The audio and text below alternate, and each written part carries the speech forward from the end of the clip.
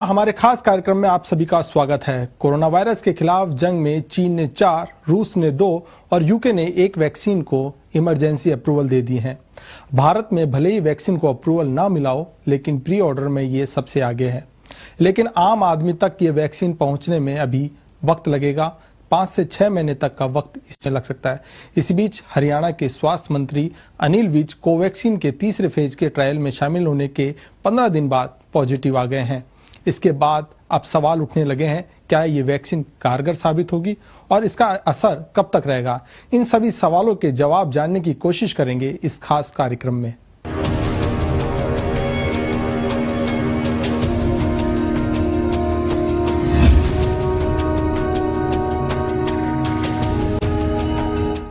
Pfizer BioNTech की corona vaccine को Britain में इस्तेमाल की मंजूरी मिल गई है, जिसके बाद फाइजर ने भारत में कोरोना वैक्सीन के इमरजेंसी इस्तेमाल के लिए सरकार से मंजूरी मांगी है। फाइजर ने भारत में कोविड-19 वैक्सीन के लिए drug controller general of India DCGI से इमरजेंसी इस्तेमाल की इजाजत मांगी है। फाइजर ने 4 दिसंबर को DCGI को एक आवेदन सौंपा है, जिसमें भारत में कोविड वैक्सीन के लिए आपातकालीन उपयोग की मंजूरी मांगी है। हरियाणा के गृह मंत्री अनिल विज कोरोना पॉजिटिव हो गए हैं। विज ने 20 नवंबर को कोरोना की कोवैक्सीन की पहली डोज बतौर वॉलंटियर ली थी। अब अनिल विज के पॉजिटिव आने के बाद कोवैक्सीन की क्षमता पर सवाल उठने लगे हैं, जिसके बाद भारत बायोटेक ने सफाई दी है कि वैक्सीन की दूसरी डोज के 14 दिन बाद ही इम्यूनिटी डेवलप होती है।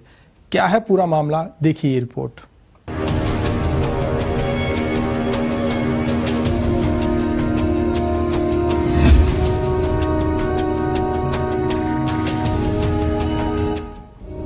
हरियाणा के स्वास्थ्य और गृह मंत्री अनिल विज कोरोना पॉजिटिव आ गए हैं।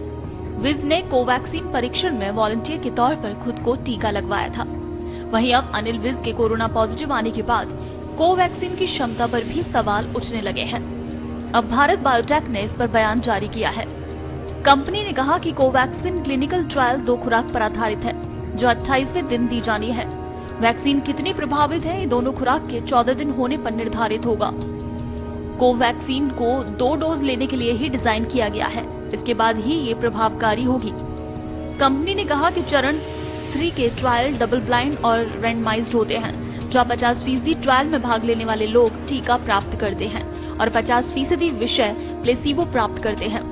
कोवैक्सीन 28 दिन के अंतर पर 2 बार लेने के बाद ही प्रभावकारी होगी।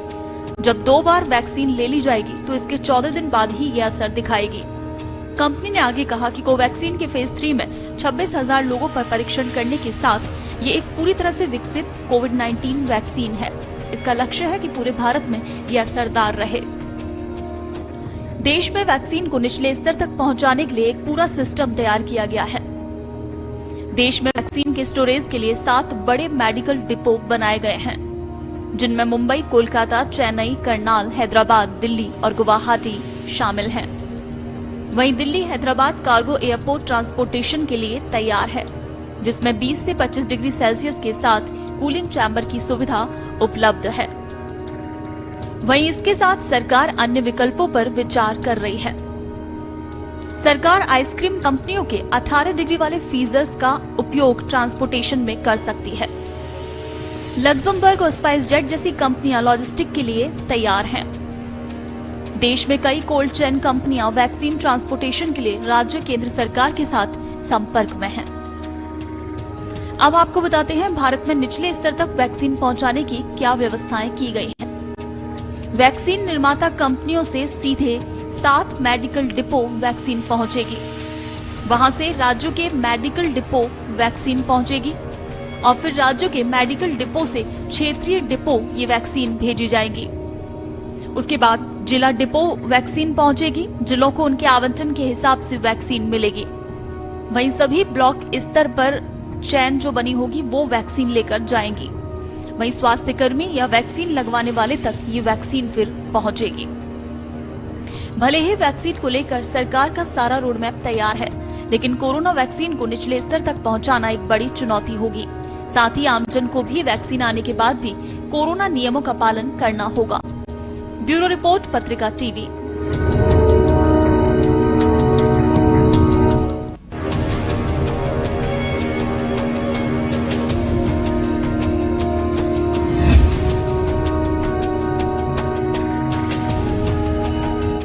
कार्यक्रम में वक्त एक छोटे से ब्रेक का। ब्रेक के बाद लौटेंगे तो विशेषज्ञों से जानेंगे आखिर कोरोना की वैक्सीन को लेकर भारत में क्या स्थिति है।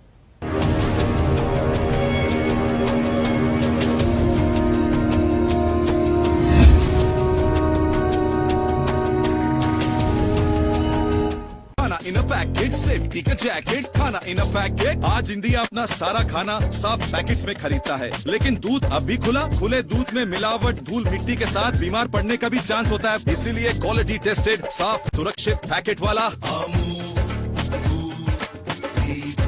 है इंडिया। देश प्रदेश का चर्चित व्यक्ति हो या चर्चित मुद्दा, जो बटोरता है सुर्खियां, इन सुर्खियों की पड़ताल जरूरी है। खबर में छिपे पहलुओं को आप तक पहुंचाना जरूरी है। जुड़िए देश दुनिया के साथ। यदि आपको या आपके परिवार को पत्रिका की प्रति प्राप्त होने में असुविधा हो रही है, तो हेल्पलाइन नंबर 9116262340 पर कार्यालय समय सुबह 11 से 7 बजे तक संपर्क करें।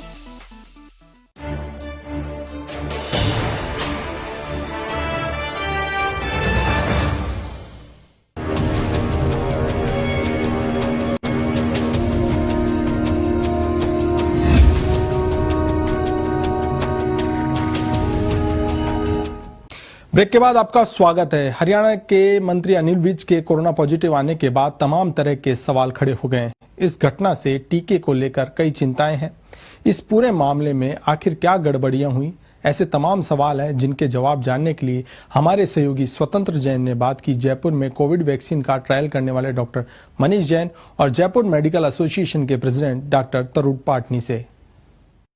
नमस्कार, पत्रकार टीवी में आपका स्वागत है। मैं हूं स्वतंत्र जैन। आज हम बात कर रहे हैं कोरोना वैक्सीन के ऊपर। जैसा कि आप जानते हैं, कोरोना वैक्सीन की महामारी से पूरी दुनिया पीड़ित है और सबसे ज्यादा अधिक जो आज चर्चा का विषय है वो यह है कि हरियाणा के मंत्री अनिल विज जी को कोरोना वैक्सीन की कोवैक्सीन भारत बायोटेक की लगाई गई थी और उस वैक्सीन के लगने के बाद ही उनको कोरोना हो गया। उस बारे में उनका बयान भी आया है कि मुझे सिर्फ 14 दिन हुए थे वैक्सीन को लगाए हुए, उसके बाद भी मुझे कोरोना हो गया, क्योंकि एंटीबॉडी बनने का जो समय होता है वो 2 डोज के बाद होता है। तो हमारे साथ 2 एक्सपर्ट हैं, 2 वरिष्ठ डॉक्टर हैं, डॉक्टर मनीष जैन और डॉक्टर तरुण पाटनी जी। तरुण पाटनी जी जयपुर मेडिकल एसोसिएशन के प्रेसिडेंट हैं और मनीष जैन जी जो उन चुनिंदा डॉक्टरों में हैं जो जयपुर में कोरोना वैक्सीन की कोवैक्सीन की जो भारत बायोटेक की है जिसका ट्रायल चल रहा था डॉक्टर अनिल विज के ऊपर, उसकी टेस्टिंग जयपुर में कर रहे हैं। आप सभी लोगों को स्वागत है। मनीष जी, मुझे संक्षेप में थोड़ा समझाएं कि ये वैक्सीन क्या है और इसकी कैसे काम करती है।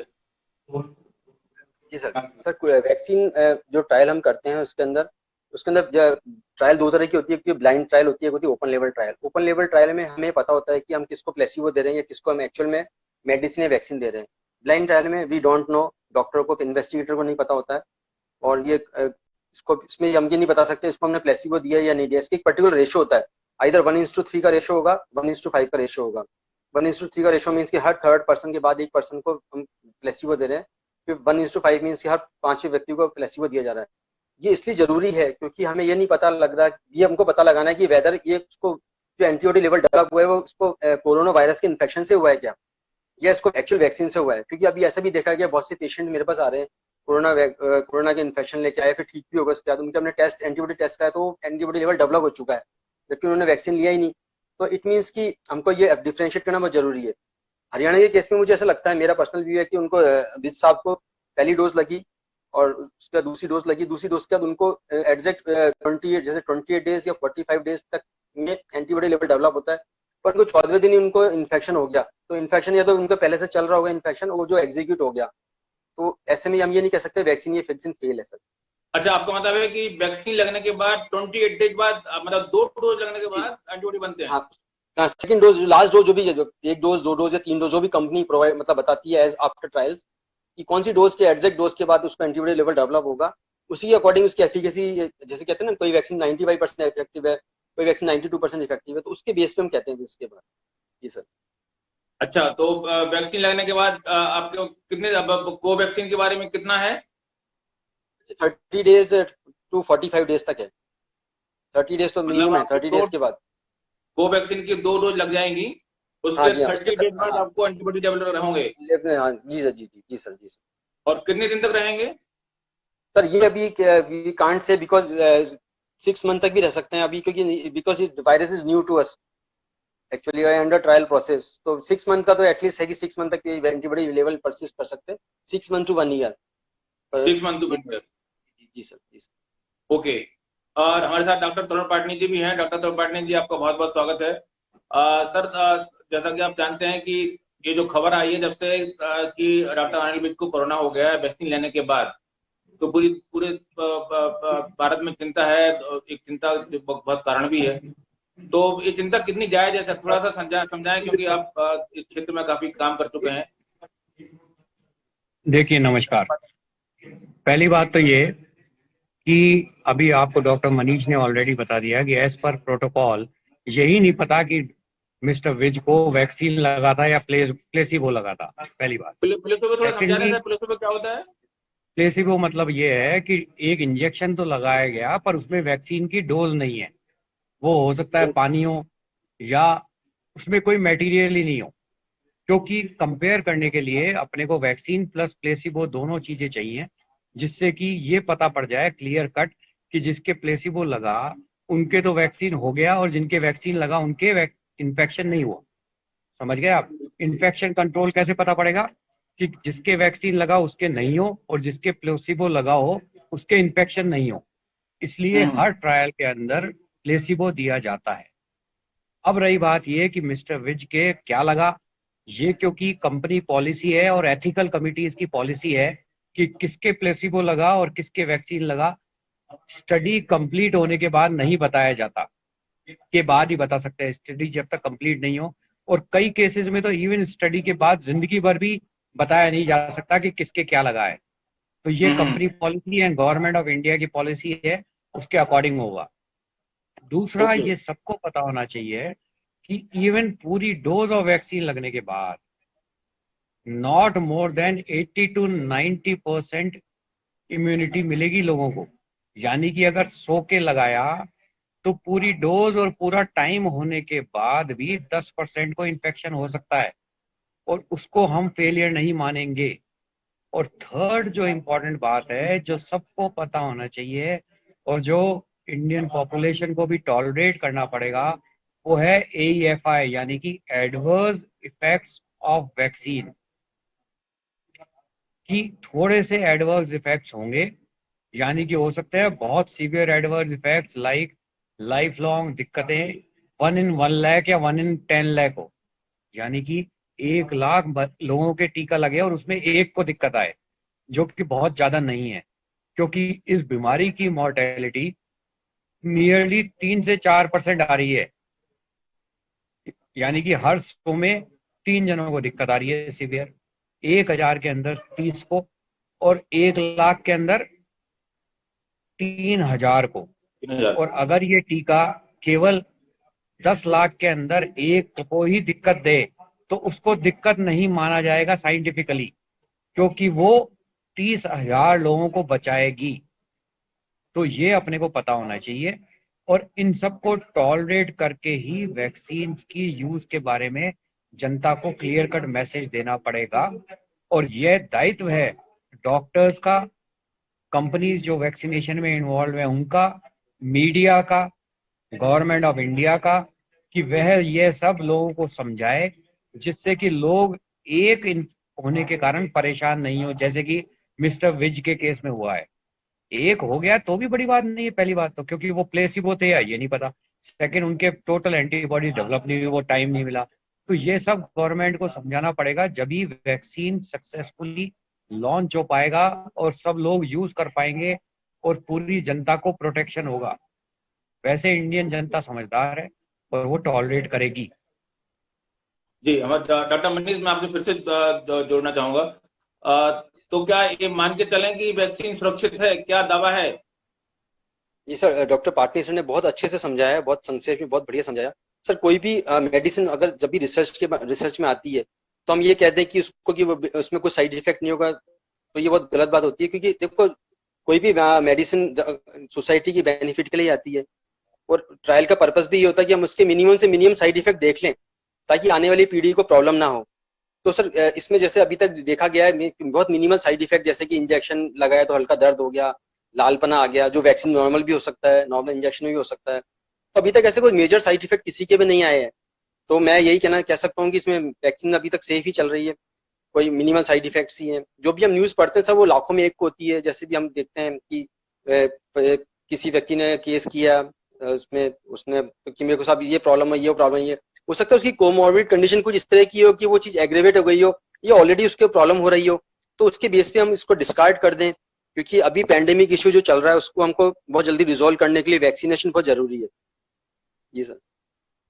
लेकिन जैसा कि लग रहा है डॉक्टर पाटिल ने बताया और आपसे भी बात हुई कि वैक्सीन लगने के बाद भी मतलब 2 डोज लगेगी 1 महीने में, उसके बाद आपको 1 महीने बाद एंटीबॉडी डेवलप होगी, और एंटीबॉडी डेवलप होगी वो भी जो है ना 70% 80% लोगों में होगी। मतलब वैक्सीन लगने के बाद भी मास्क, सैनिटाइजर, जो SMS उसको बोलते हैं, सैनिटाइजिंग, मास्किंग और सोशल डिस्टेंसिंग का दौर चलता रहेगा। बिल्कुल चलता रहेगा सर, क्योंकि ये वायरस भी थोड़ा बड़ा अनयूजुअल वायरस है। फर्स्ट टाइम हम इस वायरस को फेस कर रहे हैं, और ये भी हम जानते हैं कि बहुत से वायरस, बहुत से बैक्टीरिया अपने में म्यूटेशनल चेंजेस भी कर लेते हैं। तो कोई भी हमने दवाई मार्केट में आती है, कोई वैक्सीन आता है, वो पता लगा उसमें म्यूटेशनल चेंजेस भी हो गए उसमें एकदम से, तो हमको प्रिकॉशन तो साथ में लेने ही पड़ेंगे हमको। तो हमको मिला जुला प्रयास करना पड़ेगा इसके अंदर, social distancing, use of mask, use of sanitiser, साथ में वैक्सीन को लगवाना, और जो भी ट्रीटमेंट हम चल रहा है वो चलने दीजिए साथ में। और इसके अलावा जैसे कि 90% वैक्सीन पे सक्सेस रेट है, 70% सक्सेस रेट है, तो हम ये नहीं जानते 100 में से कितने कौन से 90 हैं जो सेफ रहेंगे, कौन से 10 है जिनको इन्फेक्शन हो सकता है। तो हमको सब चीजों को इनको सबको पॉइंट आउट करते हुए, सबको ध्यान रखते हुए डॉक्टरी की जो सलाह के अनुसार चलना चाहिए। जी सर। तो क्या 2000 मतलब इसका मतलब है कि 2021 भी इसी तरह के सोशल डिस्टेंसिंग और मास्किंग में निकलेगा क्या?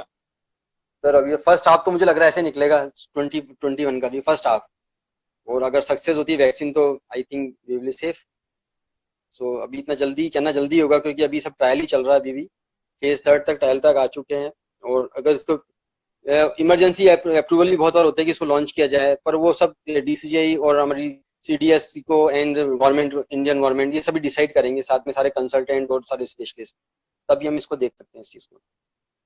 डॉक्टर पाटिल, मैं फिर से आपसे जुड़ना चाह रहा था, थोड़ा संक्षेप में बताएं कि वैक्सीन, जैसा आप जानते हैं कि वैक्सीन, आपसे पहले भी बात हुई है कि 8 से 10 साल में वैक्सीन बनती हैं, तो ये वैक्सीन बड़ी जल्दीबाजी में बन रही है और 8-9 महीने में ये वैक्सीन बनके तैयार हो जाएगी और शायद इमरजेंसी अप्रूवल भी मिल सकता है।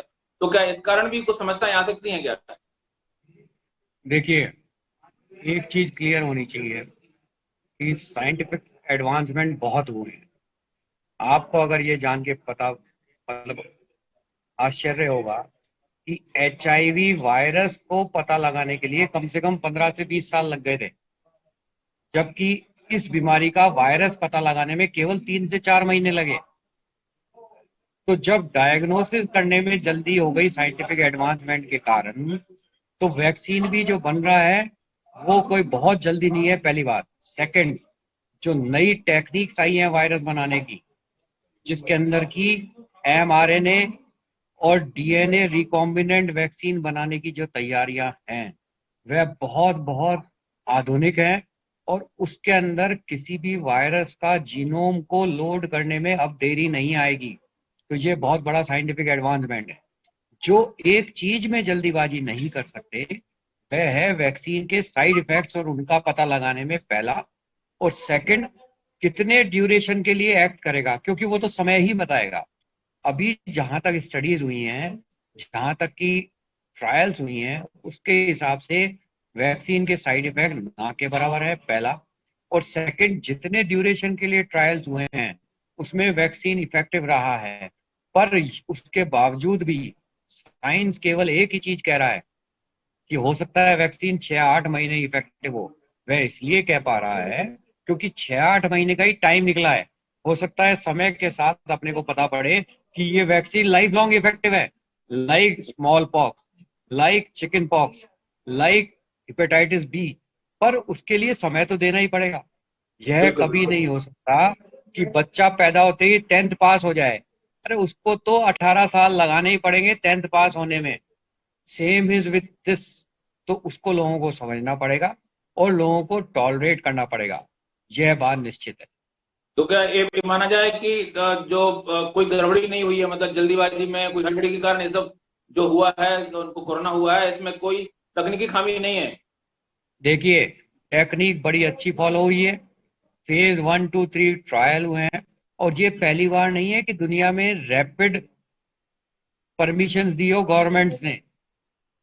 आप समझे, बहुत सारी बीमारियां उनका इलाज के लिए government of America, government of Canada, EU and even government of India ने परमिशन दी हैं, और सेम इस वैक्सीन के तहत किया है।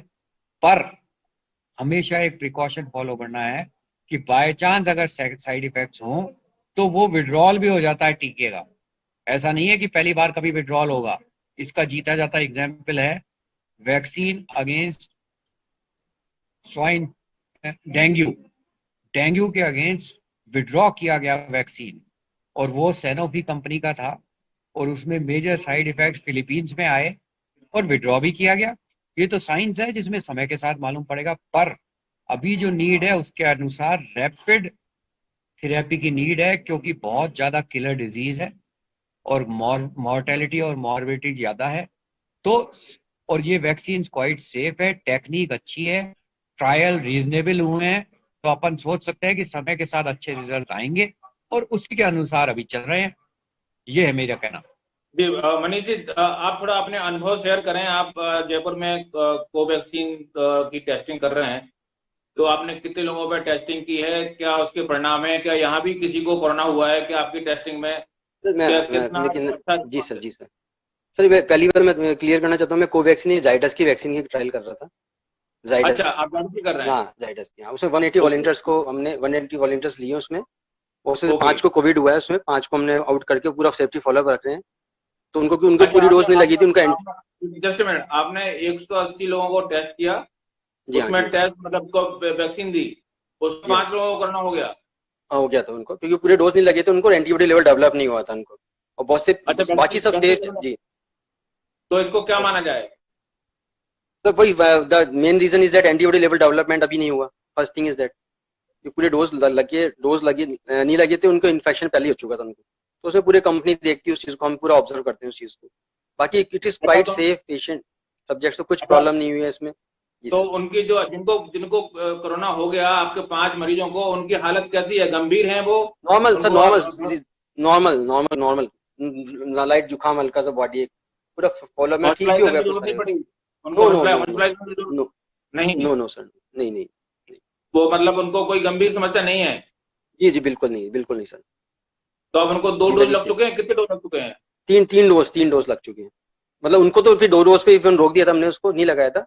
बाकी सबको 3 डोज लगे, सेफ्टी फॉलोअप चल रहा है, और आई थिंक मार्च तक चलेगा सेफ्टी फॉलोअप। आपका मतलब है जाइडस कैडिला की 3 डोज लगनी है? 3 डोज लगनी है उसमें। First day 28 day. कितना क्या ड्यूरेशन है? पहले दिन लगा दिया, उसके 28 डेज बाद, फिर तीसरी डोज उसके 28 दिन बाद, लाइक दैट। मतलब 2 महीने का समय लगेगा?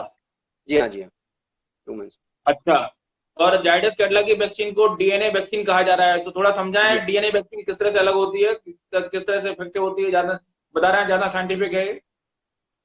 हाँ, मीन्स की देखिए, कोई भी वायरस है उसका, हमको डीएनए वायरस है या आरएनए वायरस है, पहली चीज हम ये देखते हैं उसके अंदर कि हमने उसको क्या एक्सट्रैक्ट निकाल के उसको हमने उसमें सॉल्यूशन में मिला के, या हमने उसको बेस में मिला के इसको सब्जेक्ट को इंजेक्ट किया है, तो उसके बेस में उसको डीएनए आरएनए वायरस ये वैक्सीन कहते हैं इसके अंदर। उसके अकॉर्डिंग उसमें देखते हैं उसकी एफिकेसी कितनी है, 90%, 95% है।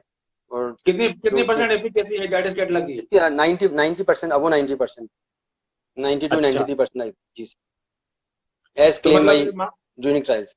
आपका मतलब है कि ये माना जाए कि जो भी अनिल विज जी को के साथ जो हुआ है, वो एक ट्रायल की दुनिया में बहुत सामान्य सी बात है, और जो है ना, इसमें कोई चौंकने वाली बात नहीं है? चौंकने वाली बात बिल्कुल नहीं है सर, बिल्कुल नहीं है। मैं तो भाई अनिल विज साहब को मैं तो मतलब सलाम करता हूँ कि उन्होंने इतना एक एग्जाम्पल सेट किया, आम जनता का बहन निकालने के लिए खुद आके वैक्सीन लगवा रहे हैं। बहुत बड़ी बात है सर ये, क्योंकि कोई सेलिब्रिटी हमारे बीच में से आके कदम उठाता है, क्योंकि कभी हर मेडिसिन मार्केट में तभी आएगी। आज हम देखते हैं, आज चिकन पॉक्स का वैक्सीन, स्मॉल पॉक्स का वैक्सीन, पेनिसिलिन इंजेक्शन, इनके भी किसी ने सब्जेक्ट आगे आके और दवाई ली होगी, इंजेक्शन लगवाया होगा, तभी आज हम इतने सेफ एंटीबायोटिक्स यूज करते जा रहे हैं, और बहुत से पेशेंट सेफ भी होते हैं, बचते भी हैं सर। तो ये बहुत बड़ा एग्जांपल सेट किया उन्होंने। जी सर। तो मतलब कुल मिला के माना जाए कि जो भी ट्रायल कर रहे हैं, जो भी वैक्सीन की ओर हम बढ़ रहे हैं, उसमें कहीं कोई इस इंसिडेंट के कारण कहीं कोई रुकावट नहीं आने वाली? नहीं आने वाली, क्योंकि सर ये पूरा डीसीजीआई से अप्रूवल होता है, पूरे डॉक्टर्स देखते हैं, डॉक्टर्स एक्सपर्ट होते हैं, फिर कंपनीज के जो मैनेजर्स जो होते हैं, प्रोटोकॉल के जो प्रोजेक्ट मैनेजर होते हैं वो खुद एक्सपर्ट होते हैं, मेडिकल मॉनिटर्स होते हैं।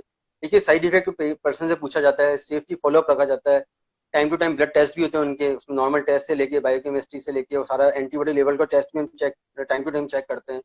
तो ऐसा पूरा सेफ्टी फॉलोअप इसमें करते हैं, तो आई डोंट थिंक सो कि कोई ऐसी कहीं चूक होती है। आपने जिन 180 लोगों को वैक्सीन दी उनमें कोई साइड इफेक्ट है क्या? सर मिनिमल, किसी के हल्का जुकाम या बॉडी हुआ 1 या 2 दिन हुआ तो हमने उसको ऐसे मतलब यूज उसको हमने फिर रिजॉल्व किया, उसको टच में हम कंटिन्यू रहते हैं इसके अंदर। तो वो जो लोग जिनको आपने वैक्सीन दी है वो होम आइसोलेशन में है, कहाँ है वो? तो नॉर्मल रूटीन काम कर रहे हैं अपने सारे सेफ्टी फॉलोअप के साथ, जैसे कि कोई ड्यूटीज पे हैं, कोई टीचर्स भी हैं, कुछ डॉक्टर्स भी हैं सर। उनको अलग से नहीं रखा जाता है, वो चलते रहते हैं नॉर्मल? नहीं सर, वो फेज 1 ट्रायल में रखा जाता है। वो तो फेज 1 ट्रायल में जैसे कि फॉर एग्जांपल 20 सब्जेक्ट्स वो कंपनी के हेडक्वार्टर्स में करके वहाँ पे उनको फेज 1 ट्रायल होती है, फेज 2 ट्रायल होती है, phase 2A trial, phase 2B trial. तो नॉर्मल फेज 2 ट्रायल है तो इसमें ऐसा कोई आइसोलेशन जरूरत नहीं पड़ती, अपना रूटीन कर रहे हैं वो करते हैं, कोई इशू नहीं है। बहुत से डॉक्टर्स ने लगवाया इस वैक्सीन को, मेरे बहुत से जयपुर में लगाया, कई डॉक्टर्स ने इसको लिया बिल्कुल लिया। ओके, तो चलिए आप सब लोगों का चर्चा में जुड़ने के लिए बहुत बहुत धन्यवाद। डॉक्टर पाटनी, थोड़ा सा अपने कंक्लूडिंग कमेंट दें कि लोगों को इस पूरे इंसिडेंट से क्या सबक लेना चाहिए? देखिए, मेरा आम लोगों को ये राय है कि साइंस और वैक्सीन की लिमिटेशन को रियलाइज करें। पहला, हर वैक्सीन के साइड इफेक्ट होते हैं, परंतु वह साइड इफेक्ट्स बीमारी के कंपैरिजन में बहुत बहुत बहुत कम होते हैं।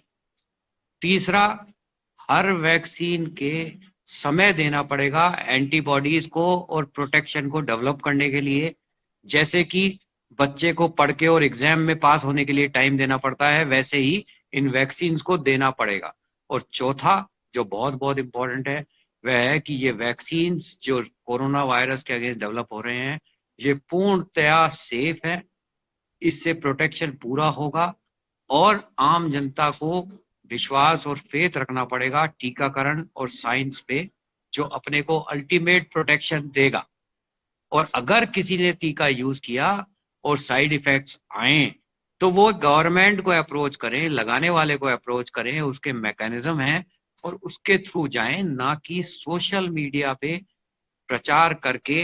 वैक्सीनेशन जो एक बहुत बहुत इंपॉर्टेंट टूल है ह्यूमन बॉडी के प्रोटेक्शन के लिए, उसको फेल ना होने दें। कृपा करके छोटे साइड इफेक्ट्स और बड़े साइड इफेक्ट्स को प्रोटोकॉल के थ्रू लोगों को टॉलरेट करना आना चाहिए, यही मेरी एडवाइस है। चलिए, आप लोगों का जुड़ने के लिए पत्रकार टीवी से बहुत बहुत धन्यवाद। तो आपने देखा कि हमारे एक्सपर्ट की राय है कि जो भी डॉक्टर अनिल विज के साथ हुआ है या किसी और के साथ भी होगा, वो बहुत ही साइंस की एक बहुत ही सामान्य सी प्रक्रिया है, बहुत ही नॉर्मल सी प्रक्रिया है।